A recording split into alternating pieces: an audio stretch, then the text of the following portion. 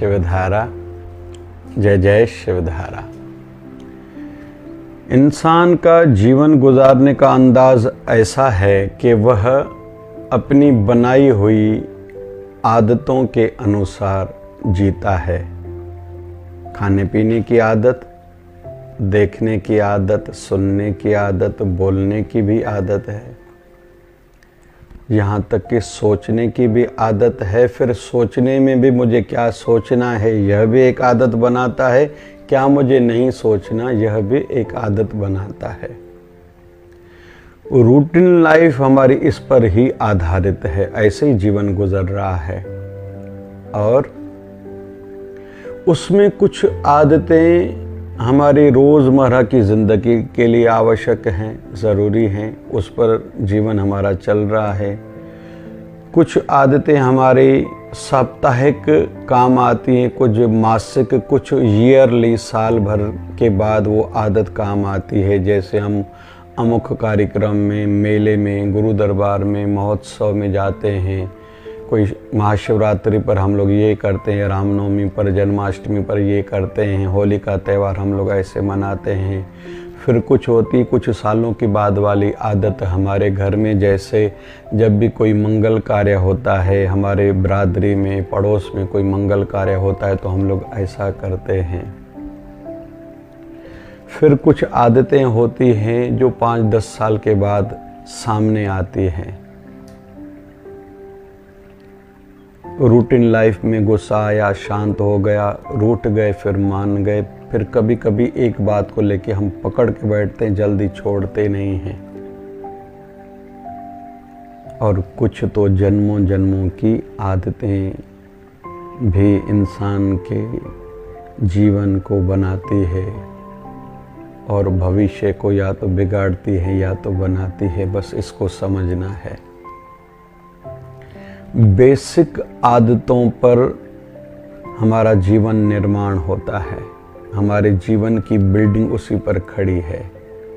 जैसे रूटीन में बोलना, फिर पहले 25 शब्द कैसे निकालना नए व्यक्ति के साथ, या हम लोग कहीं बाहर से आए, कहीं बाहर गए, फिर हमारे कर्मचारी, ड्राइवर, काम करने वाले भाई या कोलिग्स जो साथ में काम करते हैं, फ्रेंड्स, परिवार वाले, गुरु स्थान पे, आध्यात्मिक क्षेत्र में, फिर राजनीतिक क्षेत्र में, व्यवहार जगत में हम लोग कैसा शुरू करते हैं अपना बोलचाल। फिर व्यवहार के संदर्भ में हम लोग व्यवहार के लिए क्या सोचते हैं। कुछ लोग केवल ये सोचते हैं मेरा कार्य सिद्ध हो, और वो जल्दी फेल हो जाते हैं और जीवन भर उठ नहीं पाते। और उसमें बड़े में बड़ा ये कारण है वो इस पर चिंतन नहीं करते, या कोई उनको सिखाए तो समझते नहीं, समझते हैं तो फिर खुद को बदलते नहीं कि भैया स्वार्थ से जीवन नहीं जिया जा सकता। जियो और जीने दो वाली पॉलिसी अपनाओ। विन विन में जैसे आता है ना कि आप भी बढ़ो, मैं भी बढ़ूं, खुश रहो, दूसरों को खुश रखो, सुखी रहो, दूसरों को सुखी रखो, मुस्कुराओ, दूसरों की मुस्कुराहट को बढ़ाओ, खाओ और खिलाओ। तो ये पॉलिसी केवल आपने अपनाई, आप जीवन के हर फील्ड में, क्षेत्र में ऊपर उठोगे, बस थोड़ा समझना है। तो आदतों पर, बेसिक आदतें, जैसे किसी से स्माइल करके बात करना, वेलकम करना, स्वागत करना, फिर सामने वाले को मान, रेस्पेक्ट देना, उनको सुनना, आवश्यक बीच में उसको उत्तर जवाब देना, अपनापन वाला स्वभाव हो, सौम्यता हो, मधुरता हो, धैर्य हो। तो ये जो आदतें हैं ना, जीवन में बड़ा इसका योगदान है। लोगों को समझता नहीं है, फिर चिल्लाते हैं, रोते हैं, दुखी रहते हैं, निराश होते हैं, नास्तिक होते जाते हैं। मैं भगवान को नहीं मानता, गुरु को नहीं मानता, भक्ति कुछ होती नहीं है, व्रत पाठ पूजा से कुछ नहीं होता, भलाई के काम करने से, दूसरों की हेल्प करने से कुछ नहीं होता। जबकि वो मूल में, बेस में नहीं जाते कि आपकी सोचने की आदत गलत है और फिर उसको ना बदलने की आदत भी आपकी गलत है। सीखने की आदत आप में नहीं है, यहां प्रॉब्लम है। हर समस्या का समाधान होता है। अरे ताला लेने जाओ तो साथ में 3-3 चाबियां मिलती हैं। आप चाबी लेने नहीं गए थे, आप ताला लेने गए थे, लेकिन 3 चाबियां साथ में रहती हैं। हर प्रॉब्लम का सॉल्यूशन है, हर समस्या का समाधान है। बस आप उस ओर थोड़ा ध्यान रखो। बस ऐसी आदत बनाओ, सॉल्यूशन पर आदत बनाओ सॉल्यूशन पर, कि मुझे इस पर काम करना, इसका उपाय क्या है। हाउ मैं इससे कैसे निकलूं समस्या से, मैं कैसे बढ़ूं आगे, मैं सबका प्यार कैसे पाऊं, आशीर्वाद कैसे पाऊं, मेरी भक्ति कैसी बढ़े, अपने गुरुदेव का आशीर्वाद कैसे बढ़े, बुजुर्गों की सेवा ज्यादा कैसे करूं, उनका प्यार कैसे पाऊं, घर वालों का साथ कैसे मिले, इस पर काम करें, माइंड चलाएं। बस 2-4 बार करना है, आदत खुद में आ गई, फिर भविष्य, फ्यूचर, हमारा भविष्य उज्जवल, सुरक्षित। तो कुछ आदतें बेस के लिए ज़रूरी रहती है, फिर कुछ सुपर हैबिट्स रहती हैं। आज 2 सुपर हैबिट्स पर हम लोग चर्चा करेंगे जो एकदम ऊपर उठाती हैं। पहला, बहुत से लोग जिस दिशा में फील्ड में बढ़ना चाहते हैं, बढ़ नहीं पा रहे, चाह रहे हैं लेकिन बढ़ नहीं पा रहे हैं। कारण कई हो सकते हैं, आलस्य हो सकता है, इग्नोरेंस, देखा अनदेखा, या उसको इम्पोर्टेंस न देना हो सकता है, बहाना हो सकता है। फिर घर परिवार में फ्रेंड्स से हमें ऐसा कुछ सिखाया बताया गया है कि हम लोग उसी पर टिके हुए हैं, हम लोग टस के मस नहीं हो रहे, ऐसा हो सकता है। कहीं से गलत धारणाएं, बिलीव बनाया गया है, ऐसे करने से ऐसा होता है, आप नहीं तो फेल हो जाओगे, कौन पूछेगा, कर्जा चढ़ जाएगा, असफल हो जाओगे, बीमार हो जाओगे आदि। तो उसका उपाय है सुपर हैबिट नंबर 1 आज के। हम जिस भी फील्ड, फैकल्टी में, क्षेत्र में बढ़ना चाह रहे हैं, उसको अपनी डेली लाइफ में, रूटीन में, टाइम टेबल में लाएं। जैसे हम किस भी एज के हैं, आयु शरीर की कितनी भी है, हेल्दी फूड्स खाना शुरू करें। जैसे आंवला बालों के लिए ज़रूरी है, आंखों के लिए ज़रूरी है, चमड़ी के लिए ज़रूरी है, पेट के लिए, हार्ट के लिए, नाखून के लिए। पता चल गया? आंवला रोज खाएं। फिर नींबू, आधा नींबू रोज का उपयोग करें। बालों के लिए, चमड़ी के लिए, हार्ट के लिए, लकवा से सुरक्षा होती है, नाखूनों के लिए, पेट के लिए, लगभग हर बीमारी के लिए नींबू ज़रूरी है। अभी विषय आएगा नींबू वात रोग वालों को, अर्थराइटिस वालों को, जोड़ों में दर्द वालों को नहीं खाना चाहिए। तो इसका उपाय, दोपहर को हम दाल सब्जी में डाल के अगर खाएंगे तो लगभग उसका दुष्परिणाम, नेगेटिव रिजल्ट नहीं आएगा। या एक समय पर पता चल गया तो उस चीज से, खाने से खुद को बचाना भी चाहिए, ये भी ठीक है। तो ये रूटीन में, जैसे रोज एक फल खाना, पैदल चलना, थोड़ा व्यायाम, एक्सरसाइज करना, आध्यात्मिक दृष्टि से थोड़ा प्राणायाम करना, ध्यान करना, सांसारिक उन्नति भी होगी, आध्यात्मिक उन्नति भी होगी। भजन करना, थोड़ा पहले फिर से हेल्थ पर आ जाते हैं। गाड़ी थोड़ी दूरी खड़ी करनी है, रोटी किचन में से घर में खुद लानी है, जूठी थाली खुद रख के आनी, पानी पीने के लिए खुद उठना है, फिर भर के रखना है, नेक्स्ट दूसरा गिलास बेक अपने बेडरूम में, या जो जैसी व्यवस्था है। फिर रात को जल्दी भोजन खाना, रोटी के बाद 1 घंटे तक पानी न पीना, दूध का रोज उपयोग जरूर करना। ये रूटीन लाइफ में, रोटी खाई तो 1 मिनट के लिए खड़ा जरूर हो जाना या वज्रासन में बैठना। तो ये स्वस्थ शरीर के लिए, हेल्दी लाइफ के लिए बहुत जरूरी, क्योंकि हम जिस भी क्षेत्र में हैं, संसार में धंधा करते हैं, स्टूडेंट हैं, महिला हैं, कर्मचारी हैं, बॉस हैं, ब्यूरोक्रेट हैं, प्रोफेशनल हैं, जो भी हैं, नेता हैं, अभिनेता हैं, संत हैं, साधु हैं, तो शरीर तो चाहिए, हेल्दी जीवन तो चाहिए। उसके लिए ये दिनचर्या में ला लें। 2 टाइम ही भोजन खाना है, बार बार खाने से खुद को बचाना है। अभी थोड़ा आध्यात्मिकता पर फिर आ जाते हैं। घर के मंदिर में 2-3 बार जाने का नियम बनाएं। सवेरे स्नान करके तो पूजा करनी है, हो सके तो शाम को भी दीप, अगरबत्ती, कपूर, धूप की आदत हो, आध्यात्मिक एनर्जी बनेगी।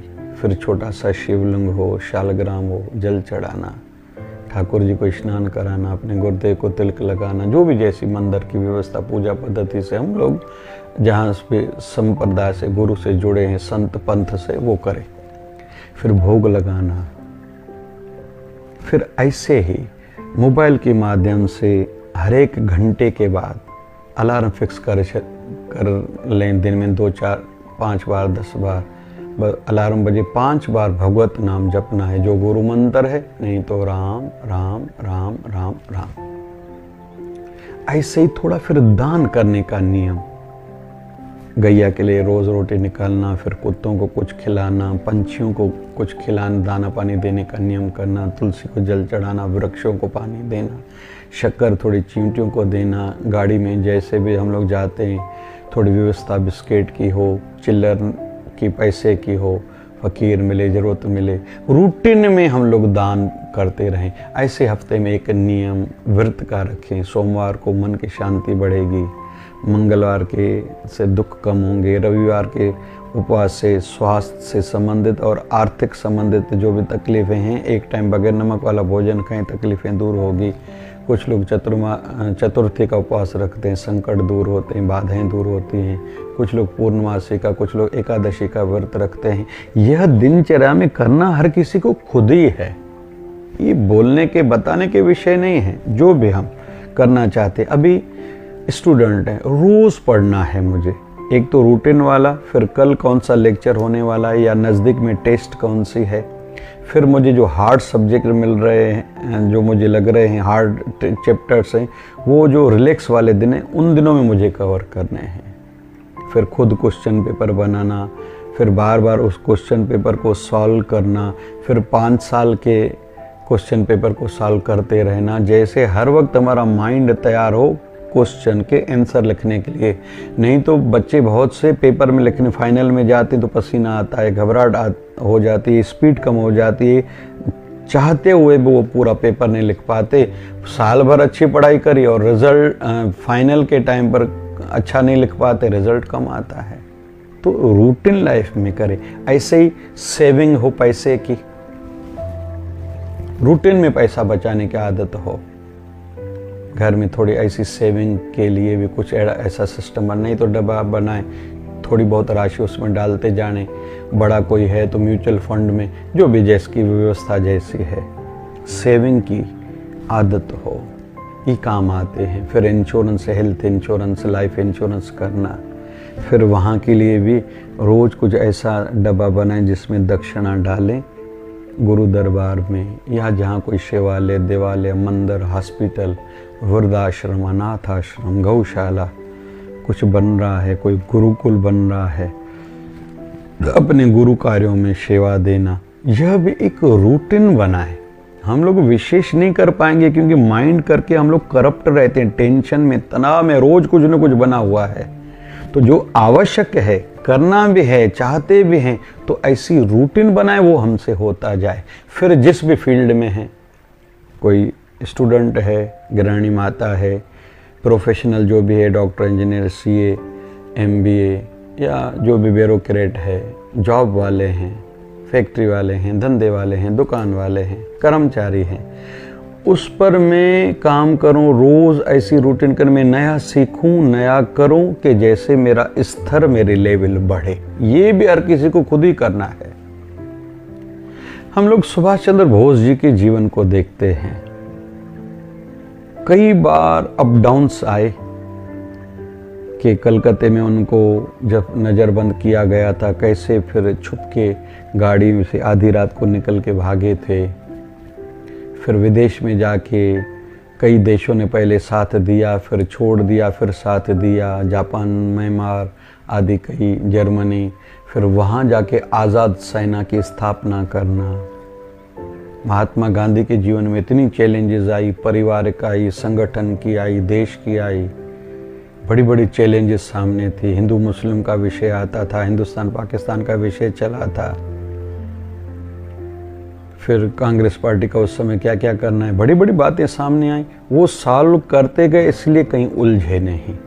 ऐसे ही जिस भी जीवन, संत के जीवन को देखेंगे, संत कबीर के जीवन में पड़ोसियों ने कभी उंगली उठाई, कभी अपने धर्म वालों ने, कभी विरोधियों ने। थे तो जबकि वो कपड़े बुनने वाले एक भक्त थे, वाणी उच्चारण करते थे, लेकिन साथ साथ में दिल्ली तक भी शिकायत गई थी और कितनी नई याचनाएं भी दी गई थी। संत रविदास जी महाराज को 12 साल की आयु में शरीर में विवाह करा के घर वालों ने निकाल भी दिया था। तो ये सबके जीवन में होता आया है। हमारे गुरुदेव भगवान 1008 सदगुरु स्वामी शिव भजन जी महाराज 17 साल की आयु है। 1951 में गुरु महाराज ने 1008 सदगुरु बाबा गोविंद भजन जी महाराज ने पीठाधीश्वर बनाया। 2 महीने में शरीर छोड़ के गए। जंगल में आश्रम है।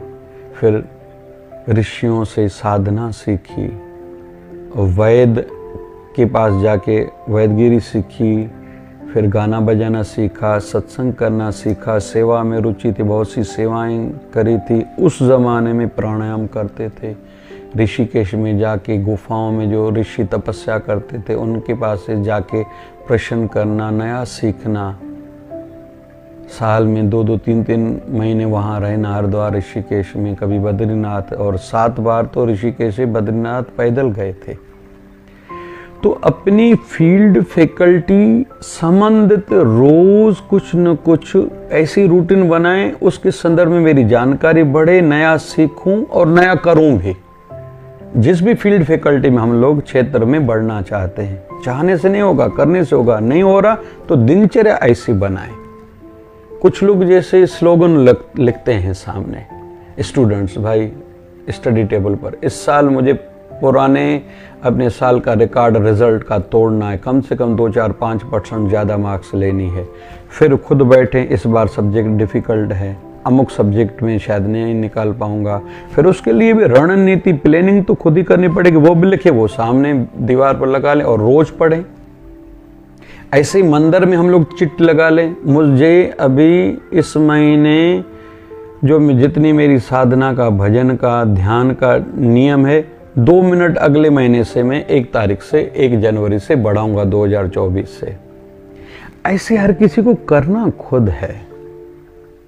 और आज की दूसरी सुपर हैबिट, बैलेंस्ड में जीवन जीना सीखें, विचलित ना हो। उसके लिए ज़रूरी है हम पहले से मान के चलें कि जैसे नया कोई, जिसका ऐसा कोई काम है कि कन्विंसिंग उसका काम है, जैसे लाइफ इंश्योरेंस है, प्रॉपर्टी डीलर आदि जो भी होते हैं, आप किसी के पास जाओगे तो रिजल्ट 10% ही आएगा। शुरू में तो 2% भी आ सकता है। आपने 100 लोगों से मुलाकात करी, 2 लोगों ने रिजल्ट दी, फिर धीरे धीरे 10% मान के चलो। धंधे वाले भाई को भी 10% प्रॉफिट सोचना चाहिए। आध्यात्मिक जगत में भी मैं सेवा भी करूंगा, सत्संग भी करूंगा, भजन भी करूंगा, दान पुण्य भी करूंगा, परोपकार भी करूंगा, लेकिन हर क्षेत्र में हर कोई थोड़ी बढ़ पाता है। तो ये सोच के चलना पड़ेगा। विवाह करा, हो सकता है पॉजिटिव रिजल्ट आए, नेगेटिव आए। संतान में से आगे चल के पॉजिटिव रिजल्ट आए, नेगेटिव आए। भाई छोड़ के जाएंगे, हो सकता है पॉजिटिव रिजल्ट आए, नेगेटिव आए। पार्टनर दुख दे, ऐसा हो सकता है पॉजिटिव नेगेटिव रिजल्ट आए। जो भी काम करूंगा उसमें यश भी मिल सकता है, अपयश भी, हानि भी, लाभ भी। ये सोच के चलेंगे, दुखी नहीं होंगे। दूसरा, वेट एंड वॉच वाला भी स्वभाव हो। हर काम का रिजल्ट उसी समय नहीं मिलता, धैर्य रखना पड़ता है, थोड़ा समझना पड़ता है। ये भी पकड़ के चलेंगे तो हम लोग अपने अंदर के बैलेंस को बना पाएंगे। न जल्दी कुछ मिलने पर ज़्यादा खुश होना है, ज़्यादा खुशियाँ पार्टियाँ करनी है, दिखावा करना है, लोगों को बताना है, न नेगेटिव रिजल्ट पर रोना है, दुखी होना है, शिकायत करनी है, या किसी को दोषी मानना है, या फिर अपने पथ को, राह को, फील्ड को छोड़ के जाना है। बिल्कुल ऐसा नहीं करना।